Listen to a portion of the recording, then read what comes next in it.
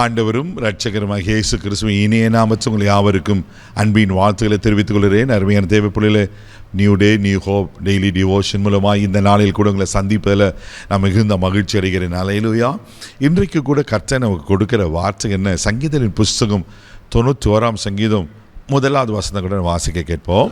உன்னதமானவரின் மறைவில் இருக்கிறவன் சர்வ வல்லவருடைய நிழலில் தங்குவான். அல்லேலூயா. நம்ம பரிச்சயமான வசனம், சிறு வயது முதற்கொண்டு நம்ம படித்து மனப்பாடம் பண்ணின வசனம், இதே போல் ஆனால் ஆழமான ஒரு சத்தியம். அல்லேலூயா. இன்னைக்கு அந்த வசனம் தான் ஆண்டவர் நமக்கு கொடுத்துருக்கிறார். பாருங்க, உன்னதமானவரின் மறைவில் இருக்கிறவன் சர்வ வல்லவருடன் நிழலிலே தங்குவான்.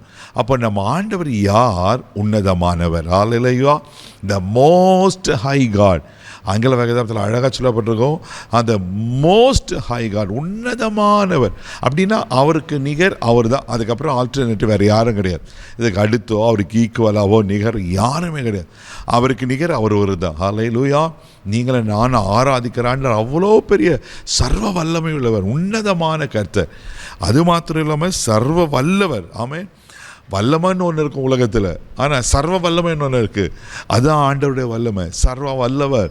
அவர் சாதாரணமானவர் அல்ல தேவப்படையில், அவர் சர்வ வல்லமை. அப்படின்னா மிகுந்த வல்லமை உள்ளவர். அந்த வல்லமைக்கு எக்ஸ்ட்ரீம் என்ன இருக்குமோ அதுதான் அவர். ஆமென். எவ்வளோ நல்ல ஆண்டவர் பாருங்க.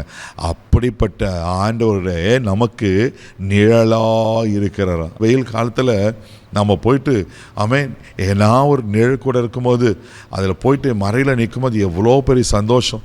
அப்பாடா, அந்த உஷ்ணுடைய தாக்குதல் நம்மளை அதில் பாதுகாக்கும் போது, கொஞ்சம் இலை பாரும்போது எவ்வளோ மகிழ்ச்சியாக இருக்கும்ல.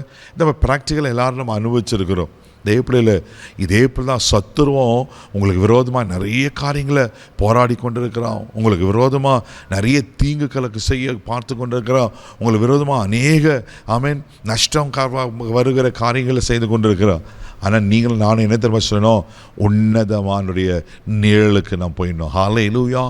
உன்னதமானுடைய மறைவுக்கும் சர்வ வல்லோட நிழலில் போயிட்டு நம்ம தங்கிட்டோன்னு வச்சுங்களேன், நம்ம பாதுகாப்பாக இருப்போம். பாதுகாப்பு மாத்திரமேல தேவப்பிள்ளையில் ஆசீர்வாதமாக இருக்கும். அல்லேலூயா. அதுதான் உண்மையில்.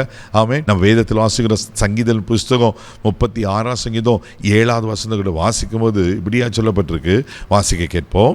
தேவனே, உம்முடைய கிருபை எவ்வளவு அருமையானது, அதனால் மனுபுத்திரர் உமது செட்டைகளின் நிழலிலே வந்து அடைகிறார்கள். பாருங்க, இங்க தாவீது எவ்வளவு அழகா இங்க சொல்லுகிறார். தேவனே, உம்முடைய கிருபை எவ்வளவு அருமையானது. காலைதோறும் கிருபைகள் புதுசா இருக்கு. நிற்பது நிர்மூலமாக கிருபை தான். சொல்லிட்டு என்ன சொல்றன்னா, அதனால் மனுபுத்திரர் உமது செட்டைகளிலே வந்து அடைகிறார்கள். அல்லேலூயா. அந்த கிருபையே ஒரு நிழலாக இருக்கிறதா. எப்படி இல்லை? எவ்வளோ நல்ல ஆண்டவர் பாருங்க. அவர் கிருபையின் நிழலானமோடு இருக்கிறார். பயப்படாதீங்க. ஒரு தீங்கும் ஒரு உஷ்ணமோ உங்களை தொடாதபடி அவர் பாதுகாக்க உண்மையில் இருக்கிறார். சங்கீதம் 17 சங்கீதம் 9வது வசனத்தை கூட வாசிக்கும் போது இப்படியா சொல்லப்பட்டிருக்கு. வாசிக்க கேட்போம். என்னை ஒடுக்குகிற துன்மார்க்கருக்கும் என்னை சூழ்ந்து கொள்ளுகிற என் பிராண பகைஞருக்கும் மறைவாக உமது செட்டைகளின் நிழலிலே என்னை காப்பாற்றும். அல்லேலூயா. பாருங்க எவ்வளவு அழகாங்க தாவீது சொல்றாரு. என்னை ஒடுக்குகிற துன்மார்க்கருக்கும் என்னை சூழ்ந்து கொள்கிற என் பிராண பகைஞருக்கும் மறைவாக உங்களுடைய செட்டைகளின் நிழலிலே என்னை பாதுகாத்துக்கொள்ளும். தேவ பிள்ளைகளே, உங்களை யார் ஒடுக்கி கொண்டிருக்காங்க?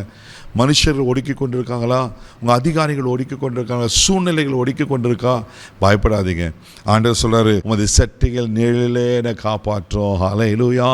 ஆண்டவரை சொல்லுங்க, ஆண்டவரே, நீங்கள் தான்ப்பா உங்கள் நிழலை என்னை பாதுகாக்கணும். என்னை ஒடுக்குறவங்க சுற்றியில் இருக்காங்க, ஆனால் நான் உங்கள் நிழலில் இருக்கிறேன், நான் பாதுகாப்பாக இருக்கேன். ஒன்று சொல்கிறேன் தேவ பிள்ளையில, நீங்கள் ஆண்டவர் செட்டை நிழலில் இருந்து பாருங்கள், நிச்சயமாக அவர்களை பாதுகாக்க உண்மையிலவராக இருக்கிறார். ஆமென்.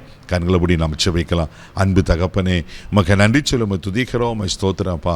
ஆண்டவரே, உமக்கு நன்றி அப்பா. உமக்கு ஸ்தோத்திரம்.